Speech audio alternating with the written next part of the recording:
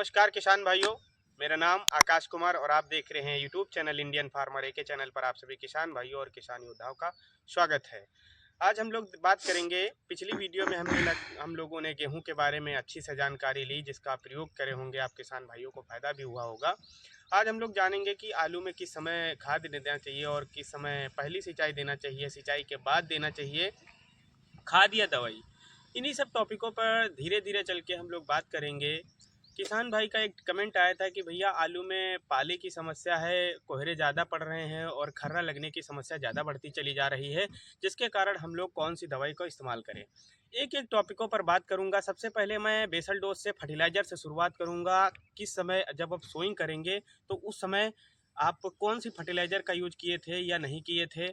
उसके बाद आप जब बेसल डोज के बाद जो अप्रूवल डेट आता है उसमें आप लोग फर्टिलाइज़र यूज किए हैं या नहीं किए हैं, इन सभी टॉपिकों पर बात करेंगे। सबसे पहली बात आती है कि आलू जब 15 से 20 दिन का या 30 दिन का हो जाता है तो उसके बाद उसमें क्या होता है, रिजिड एंड फरो मेथड से नालियों को खोल दिया जाता है। अगर उसके बाद जब आप बुआई किए थे, बुआई में पहली बात आती है कि आपने सीड ट्रीटमेंट किया था या नहीं किया था। Seed treatment is the very most important in the potato field. अगर आप सीड ट्रीटमेंट कर रहे हैं तो उसका बहुत ज़्यादा प्रभाव देखने को मिलता है। तो अगर सीड ट्रीटमेंट किए हैं तो आप जैसे कार्बेंडाजिम प्लस मैंकोजेब का इस्तेमाल कर सकते हैं। वो आपको स्प्रे से कर दे, उसके 2 या 3 दिन के बाद आप उससे कट करके मेथड से आप उसको, जो गटिया का साइज भी होना चाहिए वो आपको 6 से 7 ग्राम या 8 ग्राम के बीच में रखना चाहिए। दूसरी चीज़ आती है कि आप बेसल डोज में कौन सा फर्टिलाइज़र यूज किए थे। तो बेसल डोज में जैसे मैंने इस्तेमाल किया, मैं आलू की फील्ड में बैठा भी हूँ, तो मैंने जो बेसल डोज में इस्तेमाल किया, तो बेसल डोज क्या बात करेंगे तो DAP और SSP, और बात करेंगे हमारा सल्फ़र, जिंक और माइकोराइजा, 3-4 चीज़ों मिलाकर मैंने छिड़काव किया था। जो आपके जो खेत में पोषक तत्वों की कमी होती है उनको वो फुलफिल करता है। उसके बाद आता है, उसके बाद जब मैंने पहले पानी दिया, पहली सिंचाई यानी कि 25 से 30 दिन के अंदर जब मैंने किया, तो उसको नाली इसको खोलने से पहले मैंने सबसे पहले यूरिया का छिड़काव कर दिया। यूरिया क्या होती है, हमारी ज़मीन या पोषक तत्व कह सकते हैं, मेन पोषक तत्व आता है।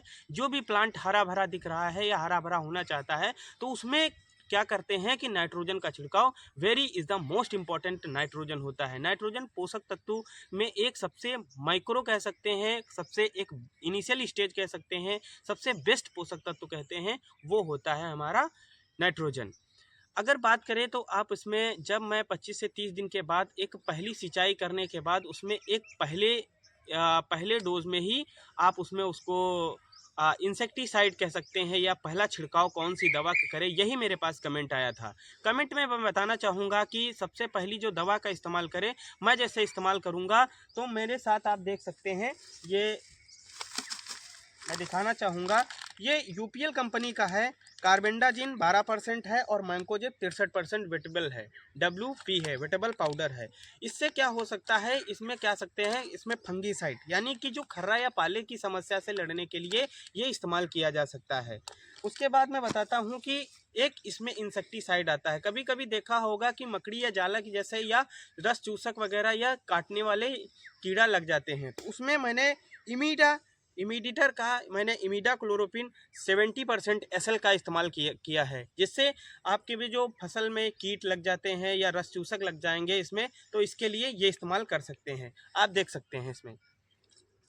उसके बाद बात करेंगे, हम लोग NPK 19-19 का इस्तेमाल किए हैं। ये हमारे तीनों पोषक तत्वों में हम लोग छिड़काव कर सकते हैं। ये मैंने पैकेट नहीं ली, मुझे कम डालना था तो मैं इसमें पॉकेट में लाया हूँ। उसके बाद आप इस्तेमाल कर सकते हैं कोई माइकोराइजा का भी एक लिक्विड फॉर्म आता है जो फंगीसाइड और जो रूट पार्ट होते हैं उसको डेवलप करते हैं। और दूसरी चीज़ आती है कि न्यूट्रोजल वगैरह का इस्तेमाल करते हैं, क्योंकि न्यूट्रोजल का काम ये होता है कि जो जड़ों का विकास होता है, कल्लों का फुटाव होता है, इन सभी चीज़ों को बढ़ाने में न्यूट्रोजल का इस्तेमाल कर सकते हैं। न्यूट्रोजल अगर लेना है तो आप एग्रोस्टार की एक वेबसाइट है, वहाँ पर भी ले सकते हैं। डिफरेंट साइट पर या डिफरेंट कंपनियाँ हैं जो न्यूट्रोजल वगैरह बनाती हैं, जो आप एक पोषक तत्व कह सकते हैं। Thank you. मेरे चैनल को लाइक करिए, शेयर करिए, सब्सक्राइब करिए। Thank you so much.